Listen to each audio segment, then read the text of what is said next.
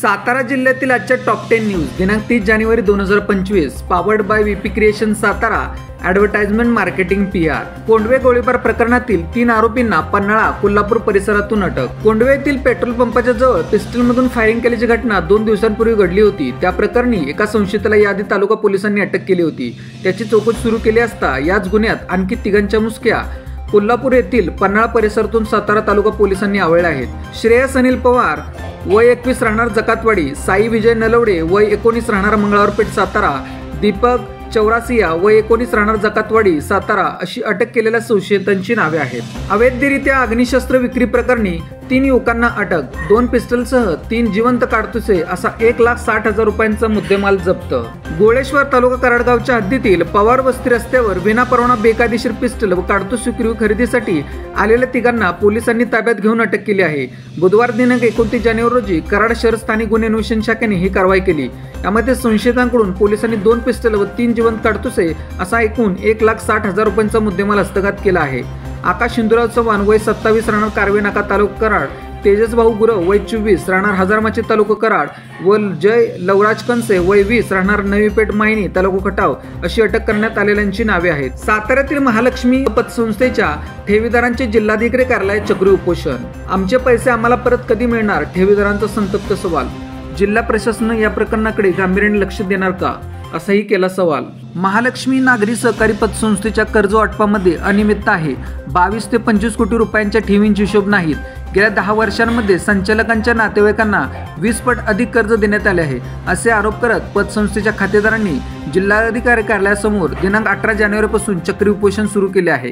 जिल्हा परिषद मैदानाच्या भाववाढीस मान्यता, कृषी बचत गट प्रदर्शन मेळावा 40,000 रुपये प्रतिदिन, तर वाणिज्यिक वापर एक्स्पोसाठी 75,000 रुपये प्रतिदिन। जिल्हा परिषद मैदानासाठी अलीकडच्या काळात खर्च वाढत आहे, याबद्दलचा ठराव समितीत मैदानाचे भाडेवाढ करण्याचा निर्णय घेण्यात आला।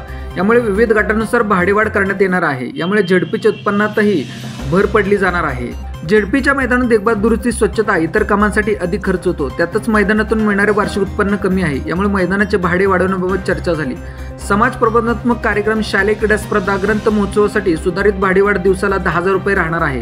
कृषी आणि बचत गट प्रदर्शन, विविध महोत्सव, जाहीर सभा, सांस्कृतिक कार्यक्रमांसाठी 40,000, तर वाणिज्य वापर, गणपती स्टॉल, राजदांडिया, वाहन मेळावा, सर्कस, प्रॉपर्टी एक्स्पो आदी यासाठी 75,000 रुपये सुधारित भाडेवाढ असेल। संतोष देशमुख खुनातील आरोपींना फाशी शिक्षा द्या, कराड तालुका संघर्ष समितीसह विविध संघटनांची मागणी। संतोष देशमुख हत्या प्रकरणात कोणत्याही दबावाला बळी न पडता राज्य सरकारने सखोल तपास करावा, खून प्रकरणातील आरोपींना फाशी शिक्षा देण्यात यावी अशी मागणी करत देशमुख सारख्या सामाजिक कार्यकर्त्यांना इतक्या क्रूरपणे मारले जात असेल तर गाव सुरक्षित कशी राहील याची विचार करण्याची वेळ आली आहे, असे मत कराड तालुका संघर्ष समितीसह विविध संघटनांनी निवेदनाद्वारे प्रशासनाकडे व्यक्त केले आहे। रेटरे खुर्द तालुका कराड परिसरात ऊसाचा ट्रॅक्टर ओढ्यात कोसळून चालक ठार। ऊस वाहतूक करणारा ट्रॅक्टर ओढ्यात कोसळून झालेल्या अपघातात चालक जागीच ठार झाल्याची घटना रेटरे खुर्द परिसरात घडली आहे। संतोष दत्ता जाधव राहणार पांगरडोळे रोणार, जिल्हा बुलढाणा असे दुर्दैवी चालकाचे नाव आहे। पुसेगावमध्ये रस्त्याच्या कामासाठी रस्ता रोको बंदला व्यापारी व नागरिकांचा 100% प्रतिसाद। पुसेगाव बाजारपेठेतून जाणाऱ्या सातारा टेंभुर्णी राष्ट्रीय महामार्गाचे अनेक दिवसांपासून रखडलेले काम सुरू व्हावे या मागणीसाठी मंगळवारी दिवसभर कडकडीत बंद पाळून रास्ता रोको आंदोलन करण्यात आले। मंगळवारी दिवसभर सर्व व्यावसायिकांनी आपली दुकाने उत्स्फूर्तपणे बंद ठेवून या धरणे आंदोलनाला पाठिंबा दिला। यामुळे नेहमी गजबजलेल्या पुसेगाव बाजारपेठेत शुकशुकाट जाणवत होता। रहमतपूर येथे ऊस तोडणी होत असलेल्या रानात ऊस वेचणी करताना ट्रॅक्टरचे चाक मुंगावून गेल्याने महिलेचा मृत्यू। रहमतपूर गावाच्या हद्दीत मोऱ्याच्या माळ नावाच्या शिवारात शेतातील ऊसाच्या काड्या वेचत असताना ट्रॅक्टरचे चाक अंगावून गेल्याने वयोवृद्ध महिलेचा मृत्यू झाला। मंगळवारी सकाळी ही दुर्दैवी घटना घडली असून या घटनेची नोंद रहमतपूर पोलीस ठाण्यात करण्यात आली आहे। कांताबाई माळू सूर्यवंशी वय 65 राहणार रहमतपूर असे ठार झालेल्या महिलेचे नाव आहे। लोणंदला शनिवारपासून शरद कृषी महोत्सव, विविध प्रकारचे 250 स्टॉल प्रदर्शनात होणार सहभागी। डॉक्टर नितीन सावंत विचारमंचच्या माध्यमातून येत्या 1 फेब्रुवारीपासून आयोजित करण्यात येत असलेल्या शरद कृषी महोत्सवाच्या पार्श्वभूमीवर लोणंद पालखी तळावर विविध क्षेत्रातील मान्यवांच्या हस्ते नारळ फोडून मंडप व पूजन मंडपाची पायभरणी करून या राज्यस्तरीय प्रदर्शनाच्या तयारीला सुरुवात झाली। या कृषी महोत्सवात 250 स्टॉलचे प्रदर्शन असणार आहे। उत्तर कोरेगाव भागात काही कारणाने कोंबड्यांचा मृत्यू, बर्ड फ्लू आजाराची लागण नसल्याचा पशुसंवर्धन विभागाचा दावा।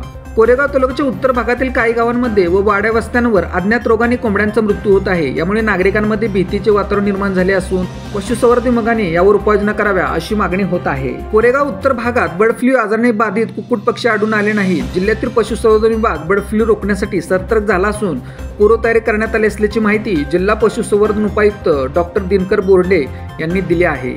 फ्लू आजाराबाबत नागरिकांनी घाबरून न जाता चिकन व अंडी शिजवून खाल्ल्याने कोणताही रोग उद्भवत नाही व शिजवलेले मांस व अंड्यामध्ये जीवाणू व विषाणू जिवंत राहत नाही। त्यामुळे नागरिकांनी चिकन व अंडी शिजवून वापर करावा। जिल्ह्यात कुठेही कुक्कुट पक्षी व इतर पक्ष्यांमध्ये अचानक मोठ्या प्रमाणात कोंबड्या व इतर पक्षी मरत दिसून आल्यास तात्काळ नजीकच्या पशुवैद्यकीय दवाखाना, पशुधन विक्रेते पंचायत समिती किंवा जिल्हा पशुसंवर्धन उपायुक्त कार्यालयाशी संपर्क साधा असे आवाहन दिनकर बोर्डे यांनी केले आहे। अशाच बातम्यांसाठी जिल्हा साताराच्या सर्व सोशल मीडिया प्लॅटफॉर्मला फॉलो करा। व्हिडिओ आवडल्यास व्हिडिओ लाईक, कमेंट आणि शेअर करा।